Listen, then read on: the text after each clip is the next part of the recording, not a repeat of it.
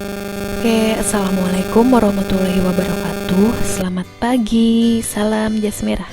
Bagaimana anak-anak, kabarnya sehat? Mudah-mudahan dalam keadaan sehat walafiat. Nah, bertemu lagi dengan saya Ibu Yuni Puspitasari di mata pelajaran sejarah peminatan, khususnya kelas 11 IPS. Nah, pekan lalu kita sudah membahas tentang materi abad pencerahan atau yang disebut Aufklärung. Nah, pekan ini kita akan membahas tentang revolusi industri, di mana revolusi industri ini adalah perubahan radikal atau yang disebut revolusi dalam sistem produksi barang dan jasa atau yang disebut industri yang terjadi di Inggris sekitar abad ke-18. Nah, revolusi industri ini juga diperkenalkan oleh Friedrich Engels dan Louis Auguste Blanquy pada abad pertengahan, yaitu sekitar abad ke-19. Bukan ini ya orangnya, bukan fotonya itu. Dia ini yang foto di kiri ini adalah Arnold Toynbee, yaitu pada tahun 1852 hingga 1883. Beliau merupakan seorang ahli sejarah ekonomi dari Inggris yang mempopulerkan istilah revolusi industri. Nah, revolusi industri ini mempunyai kebijakan enclosure, di mana kebijakan enclosure secara harfiah berarti memagari atau enclose lahan tertentu sehingga hanya satu orang yang berhak untuk melakukan aktivitas pertanian di tempat itu. Nah, enclosure ini dibagi menjadi dua cara. Yang pertama dengan cara kekerasan secara langsung dan juga yang kedua secara undang-undang. Selanjutnya, faktor pendukung revolusi industri. Yang pertama ada stabilnya kondisi keamanan dalam negeri, ini yang A. B. Kolonialisme dan imperialisme pada tahun 1583 hingga 1815. Lama banget ya. Yang C. Berkembang ilmu pengetahuan, ya semakin kesini semakin banyak ilmuwan dan ilmu pengetahuan pun semakin berkembang. Yang D. Munculnya kaum kaya baru atau orang kaya baru, OKB. Nah, orang kaya baru ini berpengaruh juga nih dari ilmu pengetahuan dan juga industri ini, jadi banyak juga orang-orang kaya yang baru lah. Yang E. Sumber bahan mentah dan pasar hasil produksi. F. Kaya sumber daya alam, ya masih kaya ya, sekarang juga masih kaya kok, tenang aja. Tapi kalau lama-lama terus-terusan dikeruk ya makin lama makin gak ada juga. Terus yang G. Perlindungan hukum. Yang H. Arus urbanisasi, di mana semakin berkembang industri,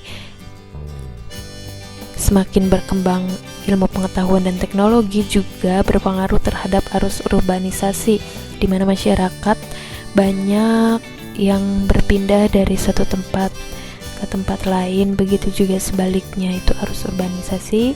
Kemudian yang I. Munculnya sistem ekonomi liberal. Dan yang terakhir atau J, yaitu tuntutan produksi massal.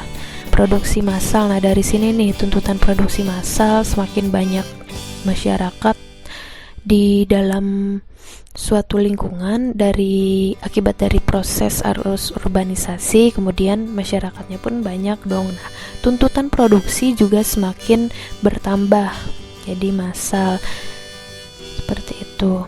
Selanjutnya jalannya revolusi. Nah, jalannya revolusi ini dibagi menjadi dua. Yang pertama ada revolusi industri pertama, di mana inovasi dalam produksi katun di Inggris merupakan tombol pemicu revolusi industri dan ekonomi modern. Nah, ini merupakan salah satu mesin di mana namanya mesin pemintal yang ditemukan oleh James Hargreaves yang dapat menghasilkan beberapa benang yang disebut juga sebagai spinning jenny. selanjutnya, revolusi industri ini juga mengubah industri rumahan menjadi industri pabrik yang ditandai dengan penggunaan mesin-mesin besar. Nah, tadi kan awalnya pabrik-pabrik ini dilaksanakan di rumah-rumah ya, dan tenaganya pun masih memakai tenaga manusia. Nah, selanjutnya di revolusi industri ini mengubah industri rumahan menjadi pabrik, jadi tempat khusus tertentu gitu, khusus untuk mengolah, dan sudah tidak memakai kayak semacam tenaga manusia lagi. Tetap manusia digunakan, cuman sebagai pengaturnya aja, selebihnya kayak tenaganya itu lebih beralih kepada mesin-mesin besar nih. Ini foto yang di sebelah kiri. Kemudian di sampingnya, kemudian George Stephenson membuat kereta api penumpang yang sangat bermanfaat. Nah, pada masa revolusi ini, di sini kereta ini bisa dinaiki oleh masyarakat atau manusia, dan bisa juga dijadikan untuk mengangkut barang. Ini masih pakai mesin uap ya. Dulu masih pakai mesin uap, ini yang pertama.